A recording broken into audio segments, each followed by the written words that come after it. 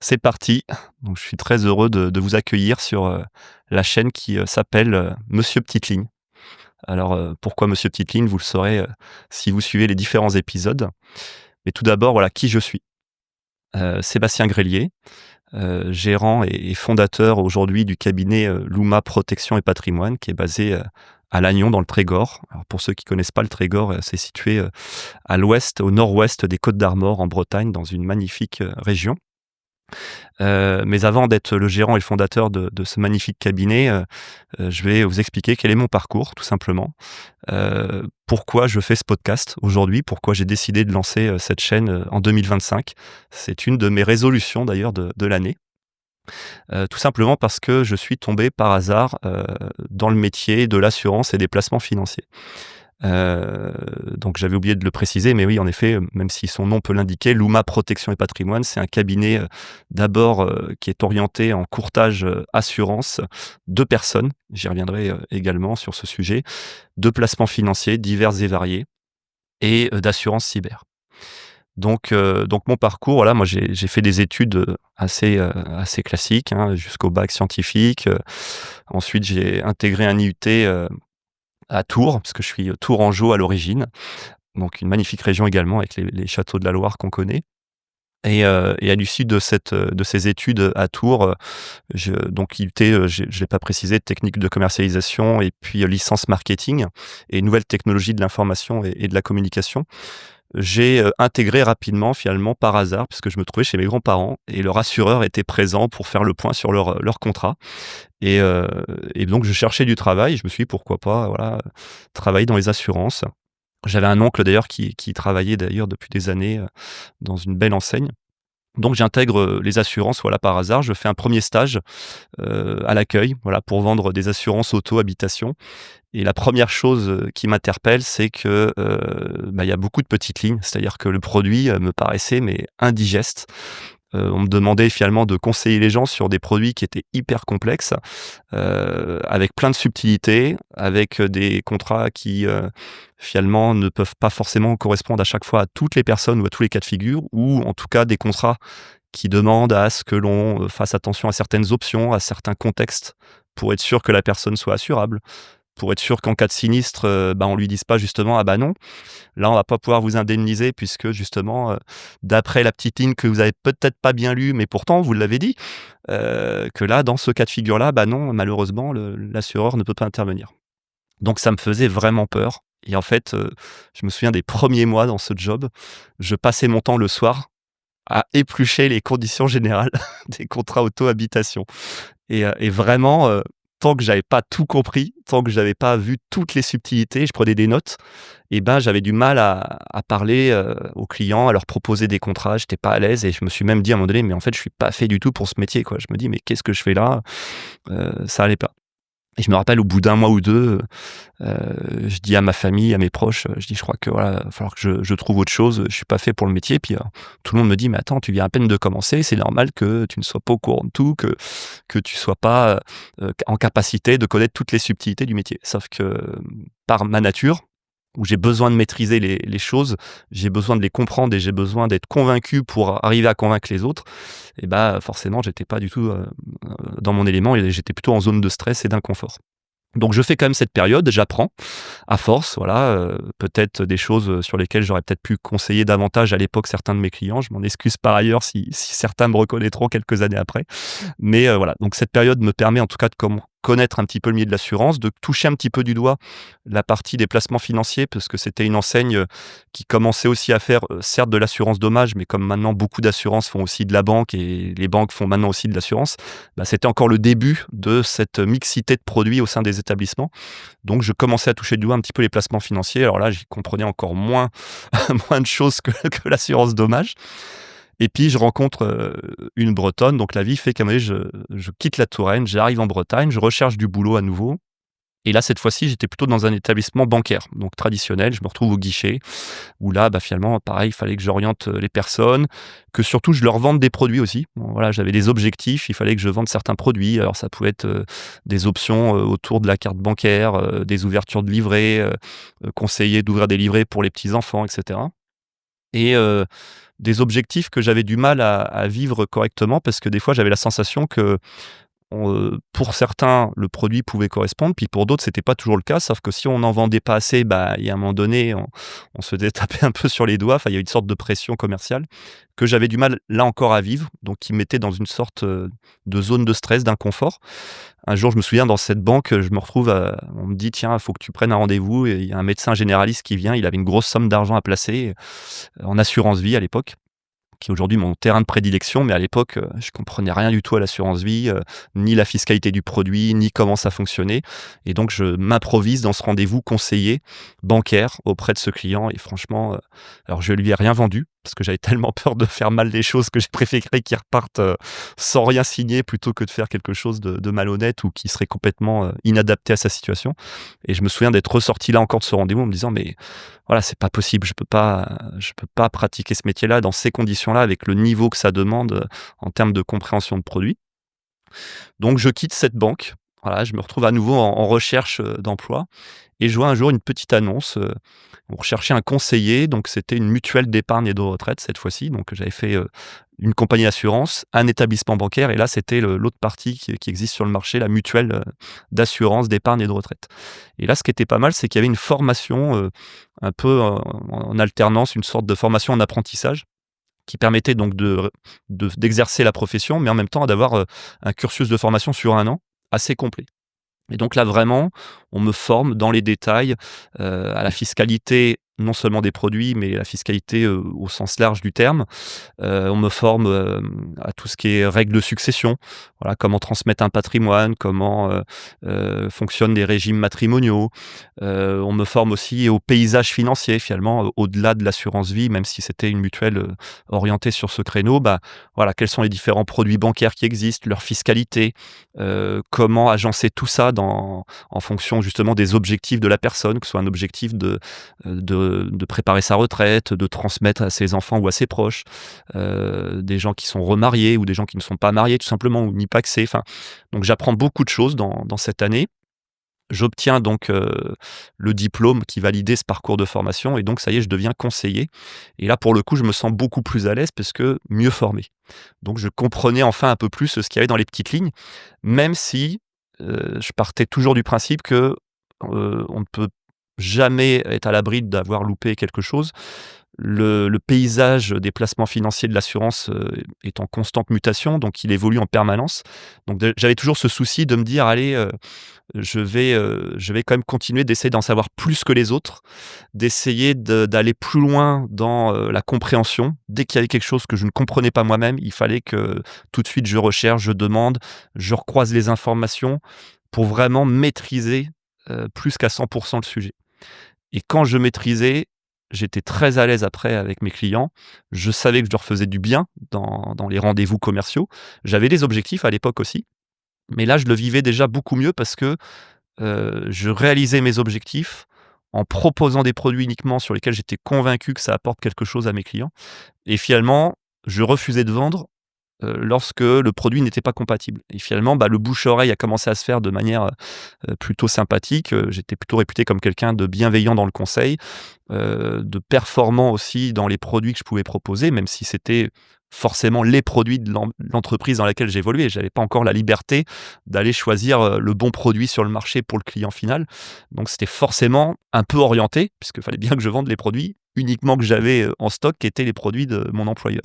Mais on n'était pas poussé en tout cas à vendre à tout prix et vraiment il y avait cette notion de déontologie, de conseil qui déjà était beaucoup plus importante que ce que j'avais connu, en tout cas dans le peu de parcours que j'avais précédant, cette expérience. Puis finalement voilà, les années passent, j'améliore mon expertise, mes clients me font confiance, et puis, bah, voilà, je suis salarié donc une ambition aussi personnelle qui à la base, était pas forcément sur ces métiers-là, parce que comme je l'ai dit en préambule, j'étais pas forcément fait pour l'assurance à la base. Le commercial encore moins, je suis plutôt quelqu'un de réservé à la base également, donc c'était pas forcément, facile pour moi de parler, en public, de parler, en rendez-vous, de convaincre.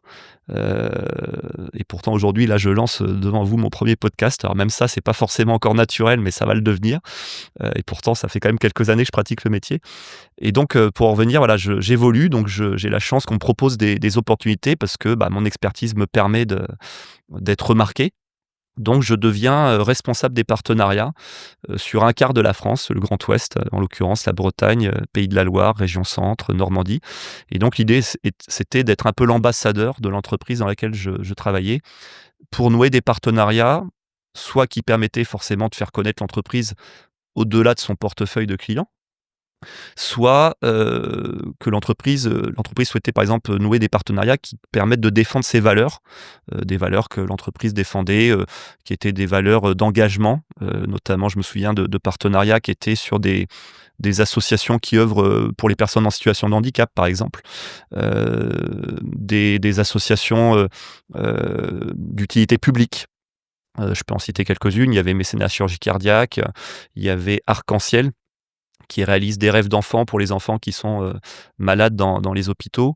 Donc j'étais finalement l'ambassadeur et la vitrine de tous ces partenariats, donc je devais les faire vivre, c'est-à-dire finalement, faire en sorte qu'ils perdurent. Donc il y a vraiment une dimension humaine, hein, quand on crée des partenariats, c'est une rencontre de personnes, d'hommes et de femmes. Et puis une dimension forcément, business, puisqu'à travers ces partenariats, l'idée c'était de faire connaître l'entreprise et donc d'avoir des potentiels clients qui n'auraient pas forcément connu l'entité, en dehors de cette sphère. Voilà, je fais ça quelques années. Ça m'a permis de rencontrer plein de personnes. Ça m'a permis aussi de travailler, une certaine approche finalement aussi en rendez-vous, puisque là l'idée c'était pas de vendre un produit, mais finalement de vendre des valeurs, de mettre en lien des personnes autour de synergies. Et puis, je commençais à avoir l'ambition de transmettre. J'avais envie de transmettre déjà une partie de l'expertise que j'avais acquis. Ça faisait déjà maintenant, à l'époque, ça devait faire 10 ans que je faisais ce métier, hein. Entre le moment où j'ai commencé dans les assurances et le moment où j'étais au partenariat, je commençais à avoir cumulé 10 ans d'expérience, dont à peu près 8 ans de conseiller, financier et 4 ans sur ce métier de partenariat. Donc l'envie de transmettre et donc je deviens responsable d'équipe, donc plutôt du management.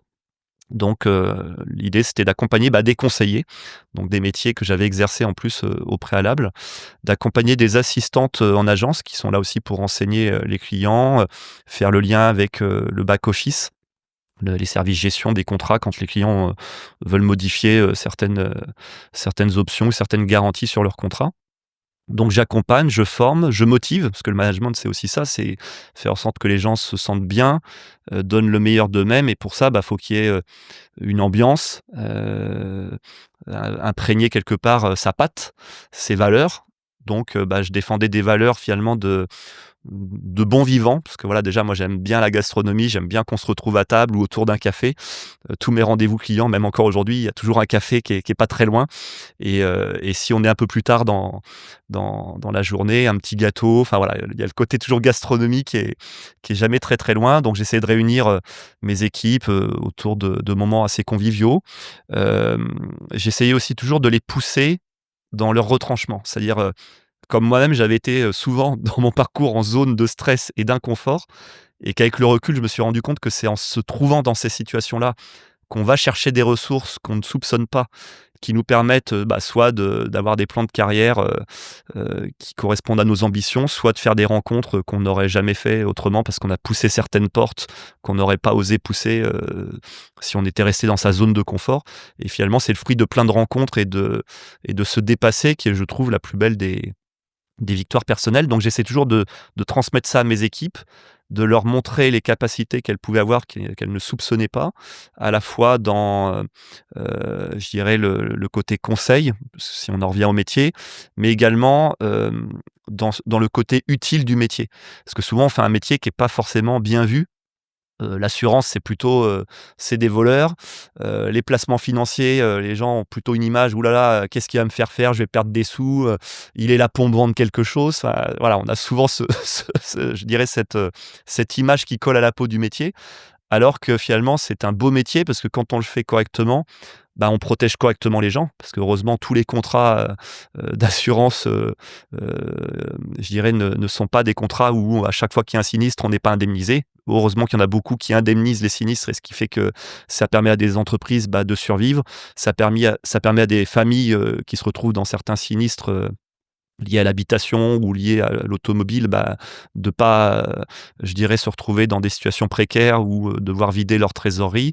Les placements financiers, c'est pareil. Heureusement que tout le monde ne perd pas d'argent quand il place son argent correctement et que justement, on peut créer du patrimoine, et ce sera le but aussi de mon podcast, de vous expliquer comment, se protéger, comment créer du patrimoine, comment créer de la valeur, comment, s'enlever finalement des soucis du quotidien, parce qu'à partir du moment où on est bien protégé en termes d'assurance et qu'on a des placements financiers qui nous rapportent de l'argent, certes, ça fait pas tout, parce que le principal, c'est d'avoir la santé, d'être bien dans sa vie et de donner du sens à sa vie.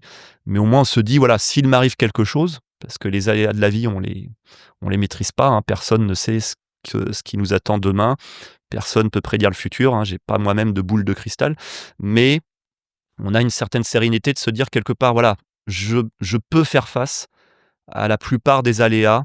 Si je me retrouve invalide, s'il y a un décès pour protéger mes proches, si à un moment donné, je perds mon boulot parce que je suis salarié, dès lors que j'ai des assurances dommages qui me protègent bien sur le plan personnel et des placements financiers qui, m'ont permis d'avoir soit des revenus complémentaires, soit des rendements intéressants parce que j'ai eu la chance de rencontrer quelqu'un, qui m'a bien conseillé et bien, c'est quand même, je pense aujourd'hui une force dans la vie, surtout par les temps qui courent où aujourd'hui le monde devient assez instable et parfois compliqué et anxiogène en tout cas pour les personnes.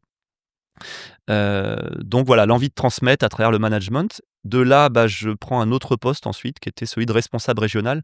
Donc là, bah, c'était toujours du management, mais je devais maintenant manager des managers et leurs conseillers.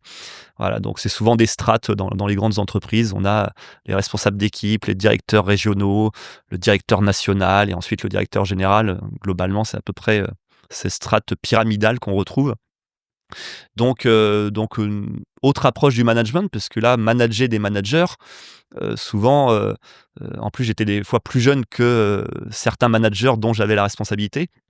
Donc il peut y avoir une image là encore, «Oh c'est un petit jeune, il va jouer au petit chef, ça fait 10 ans moi que je fais du management, il vient juste de prendre ses fonctions, il va pas m'apprendre le métier quoi».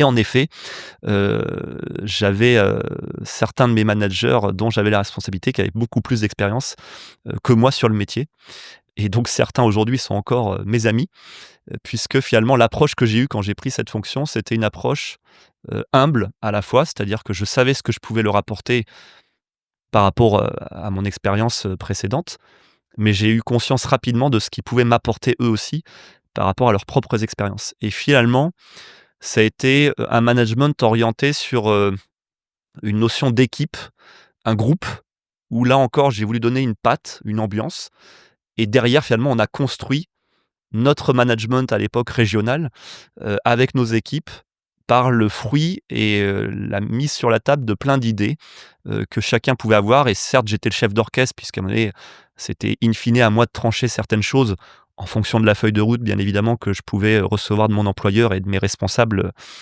hiérarchiques. Mais, en y mettant le plus possible les idées de mes équipes, surtout quand je savais qu'elles pouvaient nous être utiles et même si j'étais pas sûr, bah, c'était l'idée de dire: «On tente». Alors on peut se planter, on peut faire des erreurs, mais on tente et quelque part, bah, voilà, si le succès est au rendez-vous, bah, on pourra, dupliquer et vraiment, fêter cette victoire et si l'échec est au rendez-vous et bah, ça permettra de se poser, de revoir éventuellement ce qui n'a pas fonctionné. Mais il y avait cette émulation que j'entretenais en permanence et c'est ce qui a permis d'aller chercher des belles victoires à l'époque parce que là encore, c'était un métier où on a des objectifs commerciaux, donc un chiffre d'affaires à réaliser pour l'entreprise, des contrats, un certain volume à vendre. Mais là encore, ce qui était important pour moi, c'était d'atteindre cette performance quantitative, donc commerciale, mais avec les valeurs qui étaient très importantes, un cadre, une rigueur, une exigence, pousser l'ensemble des équipes, même les managers les plus chevronnés dans leur retranchement et certains avec le recul, dans les échanges que j'ai pu avoir, même une fois que j'ai quitté, cette fonction, me disaient, «Ah bah, c'est sûr que c'était pas tous les jours facile, mais qu'est-ce qu'on a regretté après que tu sois parti?» parce que finalement, le cadre était peut-être plus souple, mais du coup, ils se sont ennuyés. Ils avaient besoin de ce challenge, ils avaient besoin de cette motivation et puis comme il y avait de la bienveillance, à partir du moment où c'est fait avec bienveillance, je pense que les gens, le voient, le ressentent et le comprennent. Donc vraiment, très, très, très belle expérience. Je change à nouveau de fonction une nouvelle fois, donc j'étais toujours dans cette, sorte de course un petit peu à la progression hiérarchique d'une certaine manière. C'était pas forcément toujours à mon initiative, c'est les opportunités qui se créaient, puis que je savais saisir, en tout cas à l'époque. Et donc je termine, responsable, dans le courtage en assurance. L'idée était de créer en fait la branche de courtage de l'entreprise. C'est-à-dire finalement l'entreprise distribue ses produits par des conseillers, comme je l'avais été, à l'époque, donc des salariés de l'entreprise. Et là, l'idée, c'était de créer des produits ou de vendre, les produits existants par le biais de cabinets indépendants, donc de chefs d'entreprise qui ont leur propre cabinet d'assurance, sous des enseignes, qui portent les noms qu'ils ont choisis, hein. Je citais tout à l'heure le nom de mon cabinet que j'ai créé, c'est Luma Protection et Patrimoine. Donc c'est pas des enseignes forcément connues du grand public. Donc c'est des cabinets indépendants qui sont créés et qui travaillent derrière avec des enseignes plus ou moins connues et qui vont être en gros distributeurs de leurs produits. Et donc moi j'étais encore salarié et l'idée était de créer cette cellule, cette entité pour pouvoir être au contact de ces cabinets indépendants, de ces chefs d'entreprise et de promouvoir les produits de mon employeur pour qu'ils soient distribués par ces cabinets à leurs propres clients. Et à force d'être au contact, de ces cabinets, d'avoir eu ce parcours qui finalement s'est dessiné un peu des fois par hasard, via des rencontres, via des opportunités, via du stress que j'ai subi où finalement j'ai quand même lutté, face à ce stress. J'ai regardé ces contrats, j'ai appris, je me suis formé. Bah, j'ai eu envie à un moment donné de poursuivre ce métier que j'adore depuis toujours, mais sur lequel je sentais que j'étais toujours un petit peu, comment dire? Pas contraint, mais je vous le disais tout depuis le début, on avait des objectifs. Donc des objectifs, quelque part, c'est une contrainte parce qu'on nous oblige quelque part, indirectement, à vendre un certain nombre de contrats, à réaliser un certain nombre de chiffres d'affaires, à vendre uniquement finalement les produits qu'on a dans l'entreprise. Donc les produits peuvent correspondre à certains clients, mais pas à tous.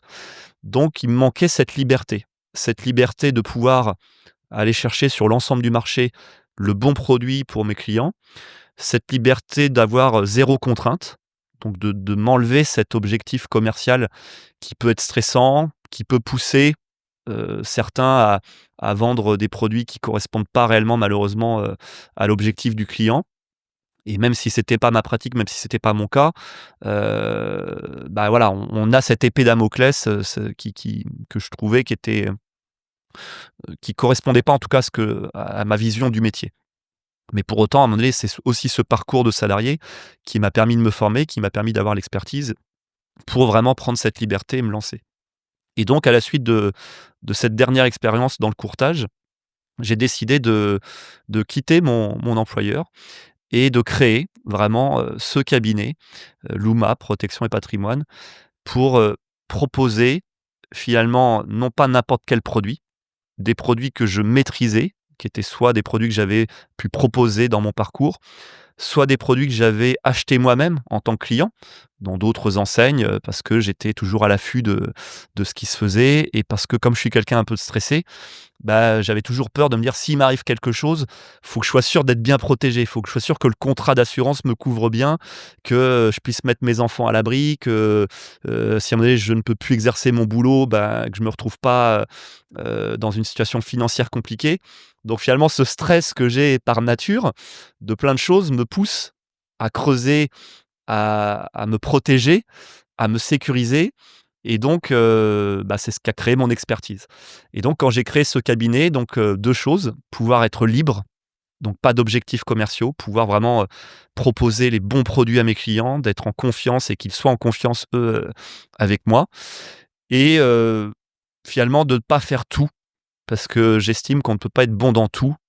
Les assurances et les placements financiers, c'est des domaines qui sont mais très, très, très, très vastes. Il y a des milliers de produits, il y a des milliers d'enseignes. Il y a des façons d'acheter, mais complètement différentes. On peut pas se pousser la porte d'une banque, d'un assureur, aller en ligne sur des plateformes, passer par un gestionnaire de patrimoine, passer par un courtier en assurance. Enfin, il y a un moment donné, il y a de quoi s'y perdre. Il y a même des gens qui ne savent même pas, quelle est la différence, dans tout ça finalement, surtout quand on n'est pas du métier. Il y en a qui n'osent même pas pousser certaines portes. Je pense à la gestion de patrimoine. Beaucoup de gens se disent: «Voilà, moi je suis pas millionnaire, donc je vais pas pousser la porte d'un cabinet en gestion de patrimoine. Voilà, j'ai pas assez d'argent pour, m'offrir les services de ce type de cabinet». Alors tout ça, vous le verrez dans le podcast, c'est aussi, toutes ces idées reçues que je balayerai et que je voudrais justement, vous expliquer qu'en fait, il y a plein de façons de se protéger, d'investir. Il y a plein de produits qu'on ne connaît pas malheureusement. Et en fait, quand j'ai pris conscience de tout ça, parce que j'ai exercé ce métier, parce que j'ai creusé, certains sujets, même dans mon propre parcours, au bout de 15 ans dans les placements, j'ai découvert des fois des produits qui existaient depuis 20 ans sur le marché, que je ne connaissais pas moi-même, ni en tant que professionnel, ni en tant que client. Pourquoi? Parce que c'était vendu dans certaines niches, par certaines filiales bancaires, réservées à une certaine clientèle, alors qu'en fait le produit peut tout à fait convenir à beaucoup plus de personnes et que, avoir des produits élitistes pour moi n'a pas de sens. Pour moi, le produit dès lors qu'il est, compréhensible pour le client, qui correspond à ce qu'il recherche, que nous en tant que professionnels, on est là pour lui expliquer, pour le former, parce qu'il y a des clients qui s'intéressent mais qui ne savent pas où prendre les bonnes informations. Par quel bout commencer? Comment j'ai un peu d'argent à mettre de côté, je commence par quoi? Je mets où? Mon banquier m'a dit ça, j'ai vu un courtier qui m'a dit ci, l'assureur, bon, il a quelque chose à faire, mais c'est pas son métier premier, mais il me dit: «Ouais, je peux vous faire une assurance vie». Il y a un moment donné, on sait plus où donner de la tête, il y a des plateformes en ligne, on se dit: «Bah, finalement, j'ai pas besoin d'un conseiller, je peux le faire moi-même, il y a pas de frais». Oui, mais c'est pas parce qu'il y a pas de frais que le produit va être bon pour autant. Qui il y a derrière cette plateforme et cetera. Donc c'est tellement vaste, on peut vraiment s'y perdre. Moi-même, je peux m'y perdre en tant que professionnel et j'ai pas le peur de le dire. Et donc quand j'ai créé le cabinet, l'idée c'était de se dire: «Je vais proposer des produits sur lesquels je suis moi-même à 80 acheteur de ces produits». Pour les 20 c'est que j'ai pas encore, la capacité financière parce qu'il y a quand même certains produits avec des tickets d'entrée un peu plus, conséquents. Mais c'est pas que j'y crois pas, c'est juste une question de temps. Ce que je dis souvent et la phrase, que tout le monde connaît: «Le temps, c'est de l'argent». Donc je crois à 100 de mes produits, mais je suis client à 80 de ceux que je propose pour cette raison-là uniquement. Donc je ne fais pas tout, je ne fais pas d'assurance auto, je ne fais pas d'assurance habitation. Alors j'ai beaucoup parlé déjà pour ce premier épisode, j'ai essayé de vous donner, un maximum d'informations. J'en ai tellement à vous dire que j'ai essayé de m'auto-censurer. Je sais que c'est pas le but des podcasts, mais c'était pour vraiment aller à l'essentiel. Ce que je peux vous dire avant de conclure, ce premier épisode, c'est que je suis vraiment ravi, de pouvoir vous parler librement, de pouvoir, à travers les futurs épisodes, de cette chaîne de podcast, retenez bien le nom Monsieur Petite Ligne et vous l'avez compris, c'est parce que mon but, c'est vraiment d'éplucher tout ce qui fait peur dans le métier de l'assurance et des placements financiers. Mon but, ça va être de vous faire découvrir ce que je maîtrise le mieux, ce en quoi je crois le plus, de vous permettre d'accéder à des choses, dont vous n'aurez certainement, jamais entendu parler, de manière libre et donc je continuerai dans les prochains épisodes à vous faire découvrir, ce qu'est le cabinet Luma Protection et Patrimoine, ma façon de travailler et il y aura des invités, je vous laisserai la surprise. En tout cas, ce podcast que je lance en 2025, va certainement réserver de très belles surprises, tant pour moi et pour vous, je l'espère. À très bientôt.